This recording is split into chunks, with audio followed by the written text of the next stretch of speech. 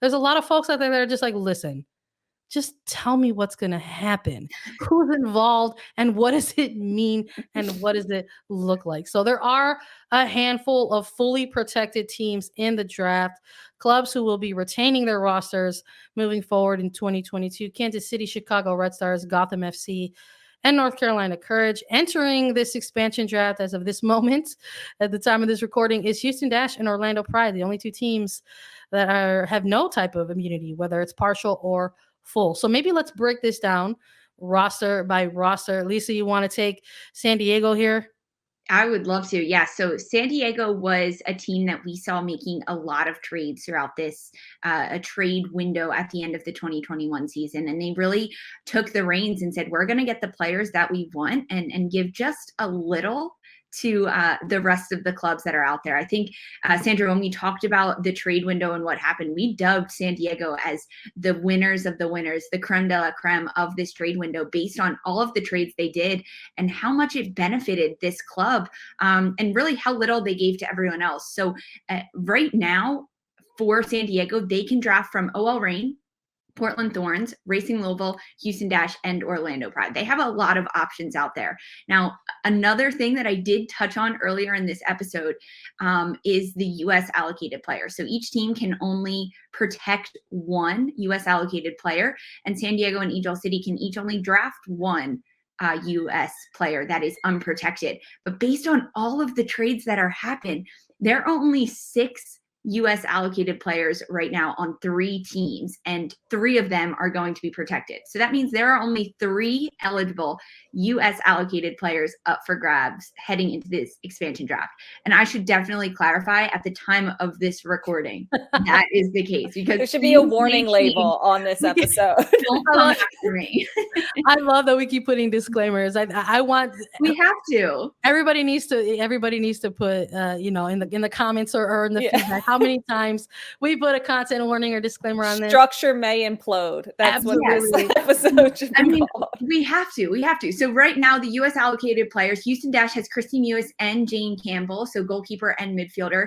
Portland Thorns has Becky Sauerbrunn and Sophia Smith, and then OL Reign has Rose Lavelle and Megan Rapinoe. So I could imagine we'll see half of those protected. And I'm actually curious, Marisa, for you, when I say those names, so Houston Dash, Mewis and Campbell, Portland Thorns, Sauerbrunn and Smith, and then OL Reign, Lavelle and Rapinoe, who would you protect when you look at them? It's like asking a parent to pick their favorite child. I love them all equally. But as a coach, you have to do this. You got to take off your reporter cap and put on your GM cap. I know. I don't like that. I like being neutral. So I think what's interesting is the OL Reign situation, because their forwards are essentially safe from LA. So apparently, I loved Meg's tweet about everything's made up and the points don't matter. I'm like, this is exactly what this felt like. I was like, what? Who? What? Anyway, so I think that's interesting. So do you leave Megan Rapinoe unprotected, knowing that there's only a 50% chance she can be taken by San Diego? Now, do you think San Diego is going to do something like that? Why not? Why wouldn't they if she's there? So I think it's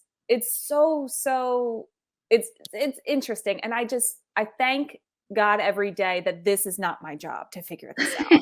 It's only my job to report on it, because I think my brain would actually explode if I had to connect these dots and make something. But I think OL Reign is very interesting. I think Houston is very interesting because they also just gave Jane Campbell an extension. So does that mean she's your protected player? Why would you give her an extension if you're not going to protect her then in this expansion draft? There's all these little footnotes. And when I get into the minutia of it, it makes me want to go insane. So I try to stay out of the details as long as I possibly can. I don't know. You're absolutely going to get answers to all of those hypotheticals for sure, though, in just a short amount of time. Let's take a look at Angel City then to sort of close things out. They cannot draft from Kansas City, Chicago Red Stars, Racing Louisville, New Jersey, New York, Gotham FC, Portland Thorns, North Carolina Courage. They cannot draft from Washington Spirit's allocated players, and they cannot draft from OL Reign's unprotected forward list. So the eligible teams are still all Reign, just not the forwards.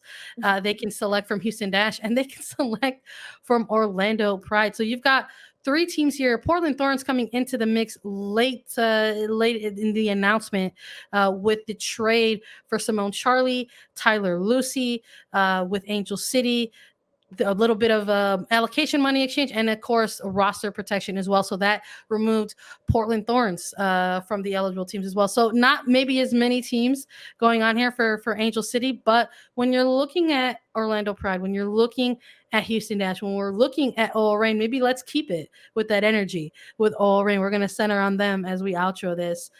For this one, can't choose the forward list. So when you're looking at OL Reign, I'm going to ask you to keep the GM hat on, Marisa. We're putting you on the hot seat here. We're putting you on the hot seat here.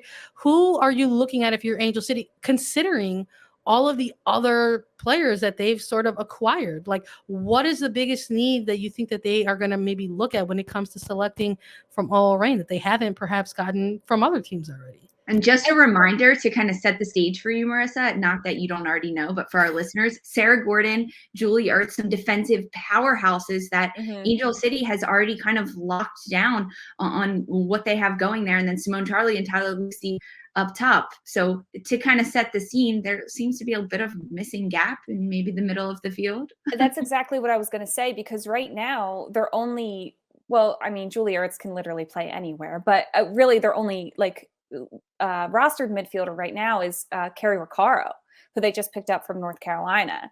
So I think the midfield is probably where they're going to look for a lot of depth, because you want to make sure that you have not only just playmakers, but holding midfielders. And how do they want to play? If you start to look at the forwards they started to pick up, Tyler Lucy, Simone Charlie, a lot of great pace, Kristen Press, they have so much pace up top and really smart players up top. So what kind of midfielders are going to complement that the most? What kind of playmakers are you looking for? I think you're right, Lisa. I think defensively, they have such a great, solid base. I wouldn't be surprised if maybe they start to look towards the college draft to add depth at defense. You always have to look that way. So I think midfielders are going to be the hot commodity for Angel City. I like that for sure. I think the NWSL has some of the best midfielders in the world. I'll just put it on record and put it on blast right there, right now.